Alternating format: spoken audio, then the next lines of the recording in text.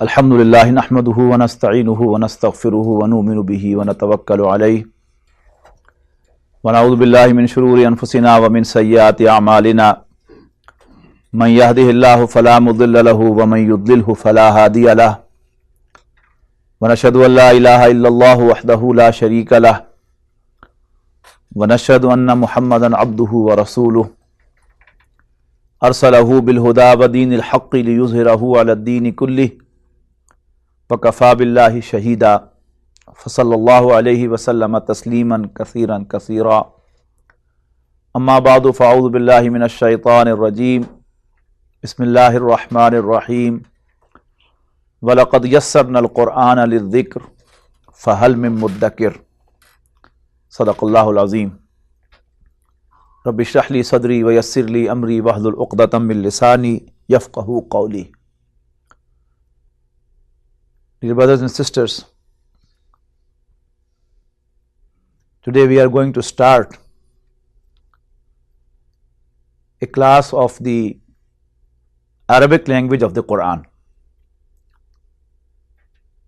a language which has an honor to be the last word of God, Almighty Allah,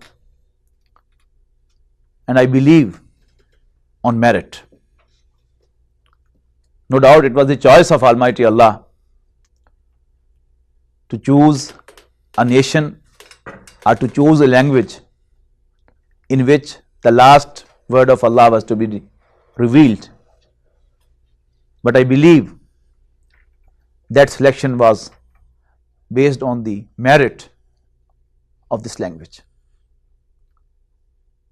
I have recited before you an ayah from Surah Al-Qamar. Surah Al-Qamar is just adjacent to Surah Al-Rahman in the Quran. And as you all know, Surah Al-Rahman has a verse repeated again and again. فَبِأَيِّ آلَاءِ رَبِّكُمَا تُكَذِّبَانِ. The same way, Surah Al-Qamar has an ayah repeated again and again, and that ayah is وَلَقَدْ يَسَّرْنَا الْقُرْآنَ لِلذِّكْرِ فَهَلْ مِن مُدَّكِرٍ. For sure, we have made Quran extremely easy to get the message, to get the guidance, to understand. فَهَلْ مِن مُدَّكِرٍ. So is there anyone who will receive guidance from this? As this is the word of Allah, it has to be true. We as believers at least do believe this. But the language of Quran is Arabic. And to prove that the word of Allah is true, Arabic language has to be simple and easy as well. But on the other hand, there is a general impression about Arabic language that this is a very difficult language. Was it a deliberate injunction from Shaitan or by the enemies of Islam that they infused into the minds of the Muslims that it's a difficult language? Or it was just by chance that it happened. But the fact is that we just have an impression that it's a difficult language. And mostly the methods which have been adopted to teach Arabic language are so monotonous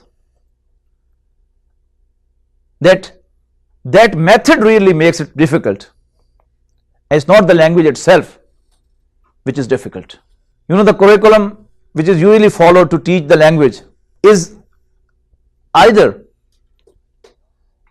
to learn the language in the way It was designed to teach the youngsters, the kids. The parents at a time in the past used to take their children to the masjid, to the sheikh, and tell him that here's your student, you have to teach him Islam and everything.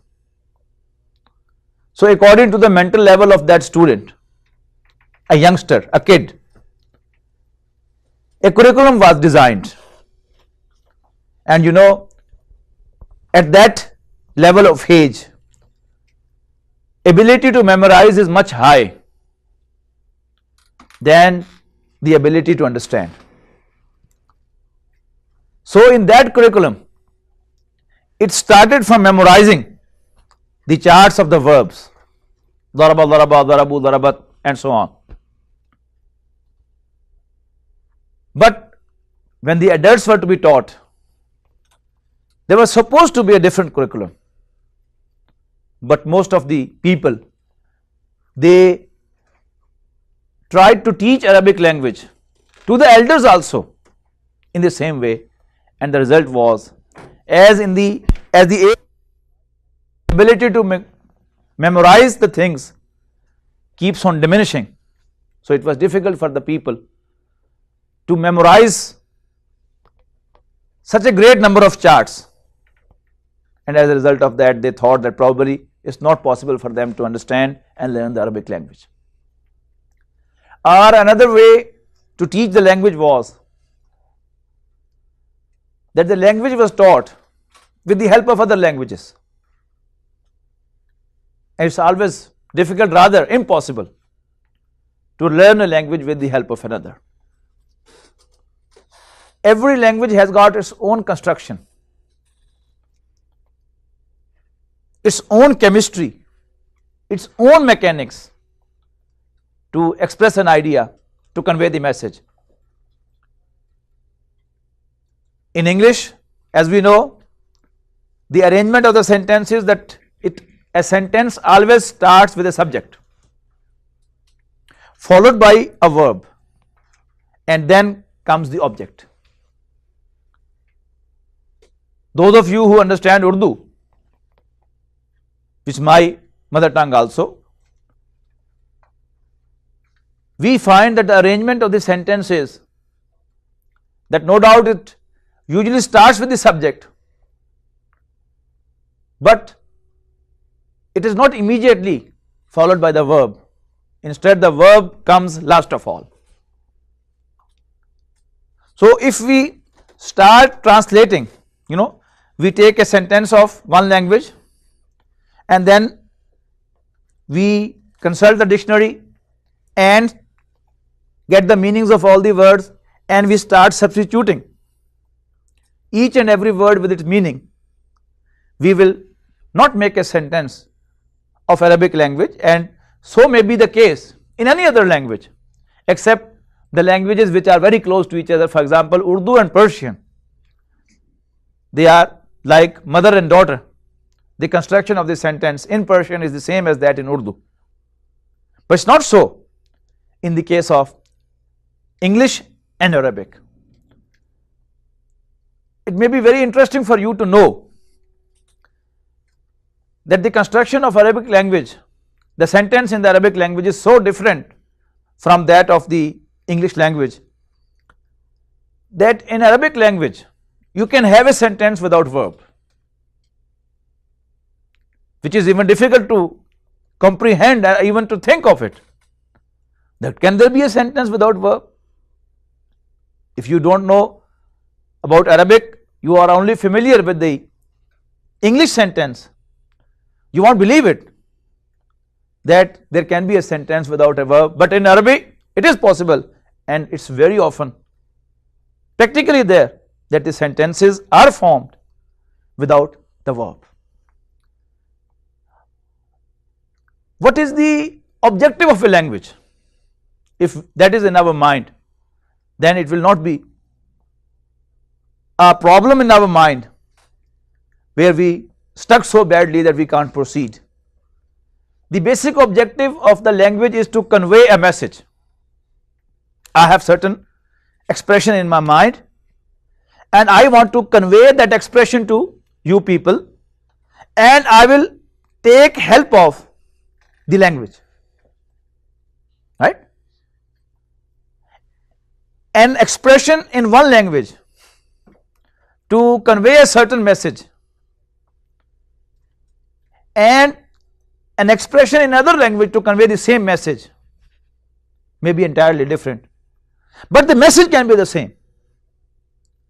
So my respected teacher, may Allah forgive him, he passed away last year, he defined translation, that translation means to express an idea from one language to another.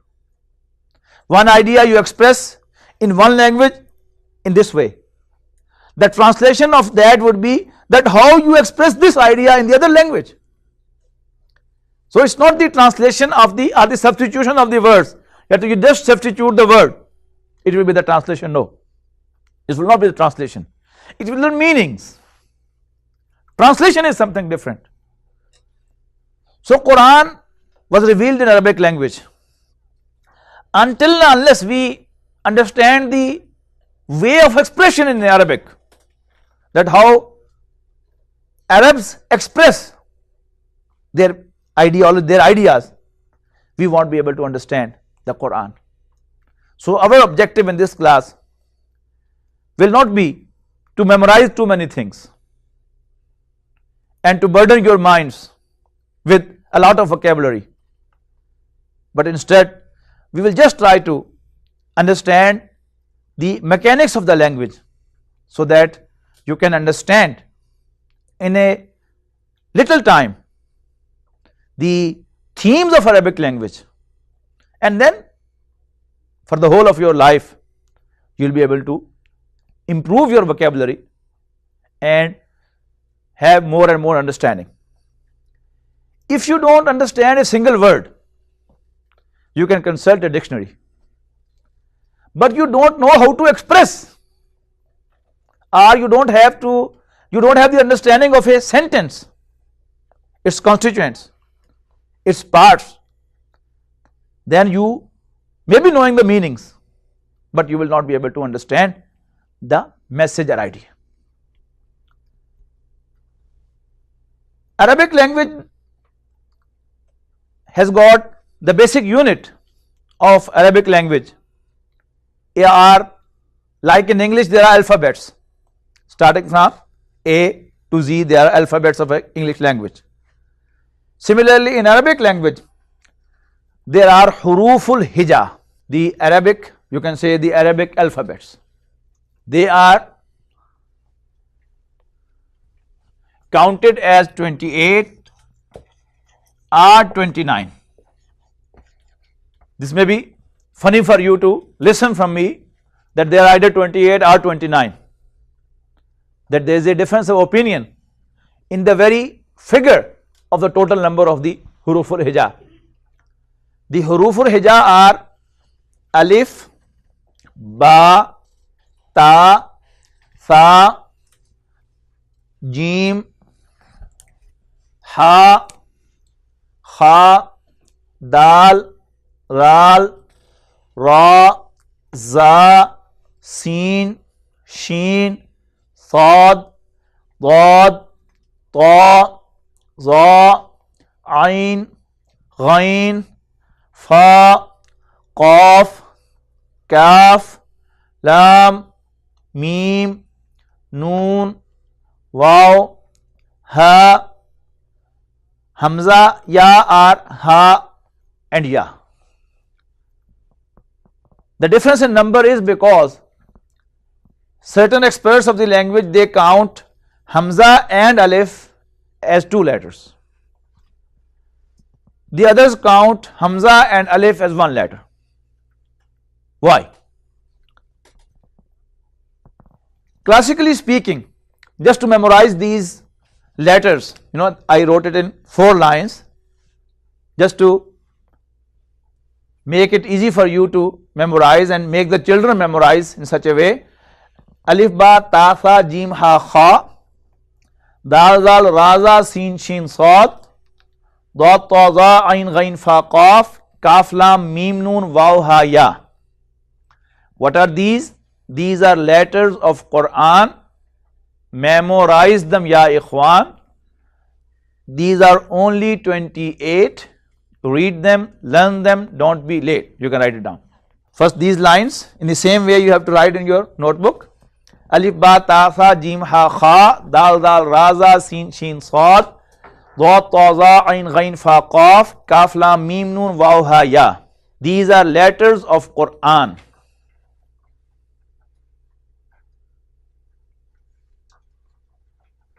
Memorize them ya ikhwan. Ya ikhwan means oh brothers. Memorize them ya ikhwan. These are only 28. Read them, learn them, don't be late. If you want your kids to memorize these in Arabic, then the whole lines can also be in Arabic. Ma hazi. Mahazi, what are these? Hazi huruful Quran.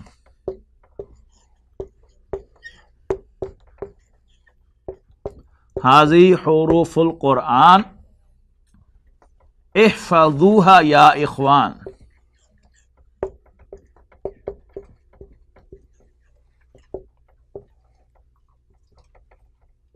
Ihfazuha ya ikhwan.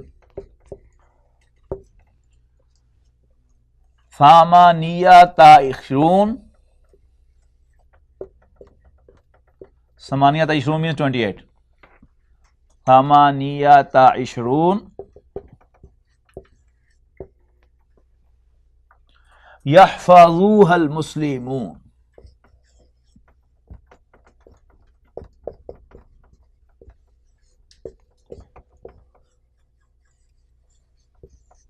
Muslims should memorize them.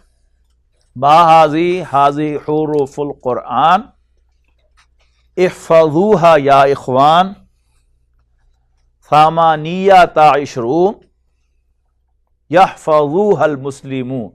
In English, what are these? These are letters of Quran. Memorize them ya ikhwan. These are only 28. Read them, learn them, don't be late. Now let us understand why there is a difference in this, that why certain experts of the language count them as 28, the others count that as 29. The reason is, technically speaking, Alif and Hamza, they are interconvertible. To understand at this moment, you can say Hamza and Alif are interconvertible, but there are other interconversions also.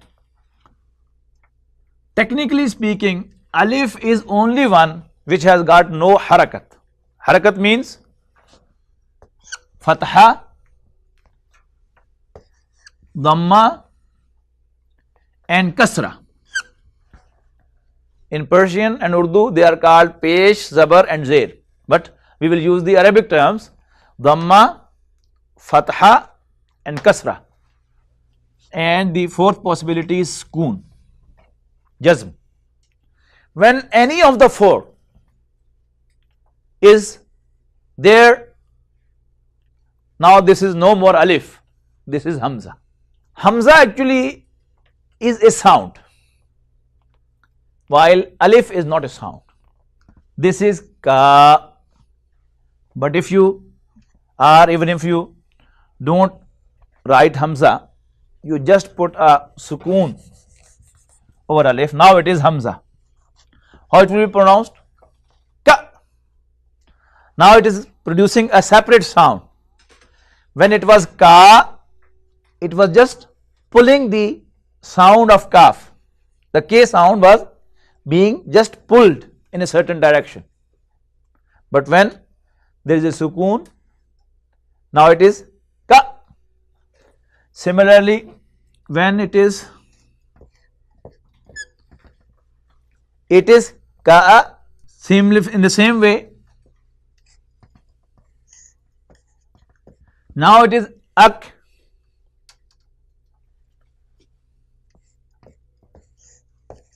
Now it is ik. Now it is uk. Now it's a sound. But here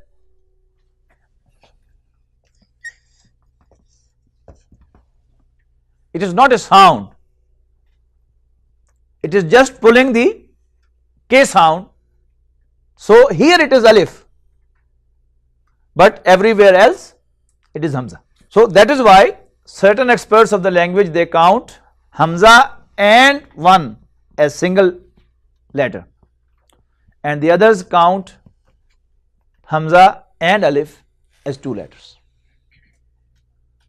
We are no ones to decide that who one of them is correct.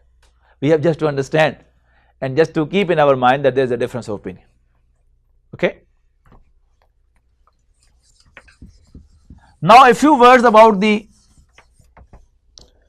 concept of consonants and vowels. We all practically know this, but consciously we don't know it. The consonant is basically a sound and vowel is just the movement of that sound. For example, this is K sound, but how to pronounce this? This is K sound, but now it is to be ka, ki or ku. On what, in which direction this sound is to be moved? This will be determined by what? Either the harakat or the vowel letter. For example,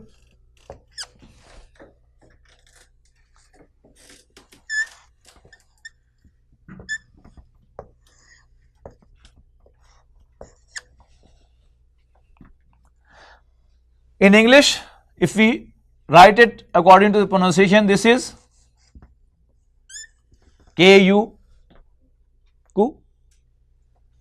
This is ka, ka, and this is ki, ki.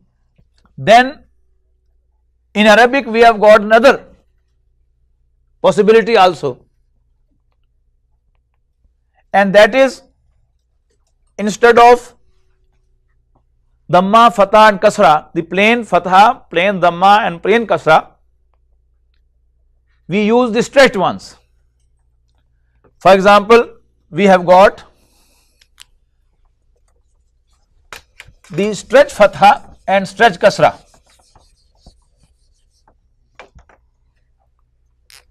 This is Ka Fatha, Ka, but if you have stretched Fatha, now it is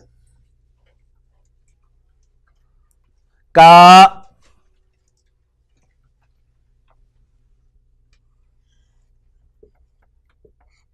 Umar, what is this? Ki. So this was ki and this is ki, and then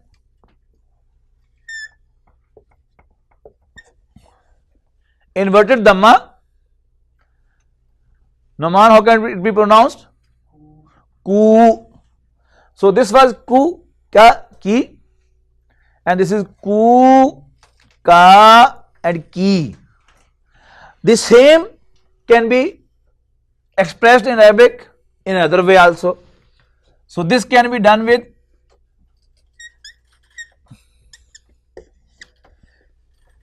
same Dhamma but followed by a sakin vav will give you the same effect, ku. Then single Fatha followed by an alif, ka. And then plain Kasra followed by a ya sakin,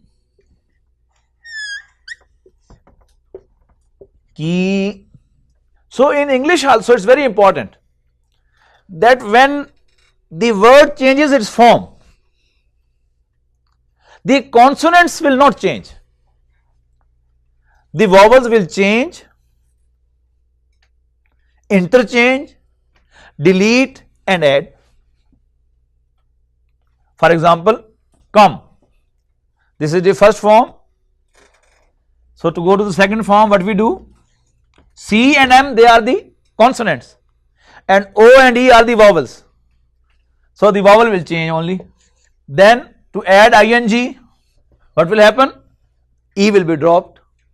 But C and M cannot be dropped because they are the actual sounds. So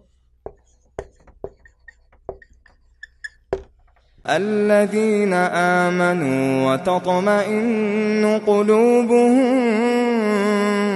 بذكر الله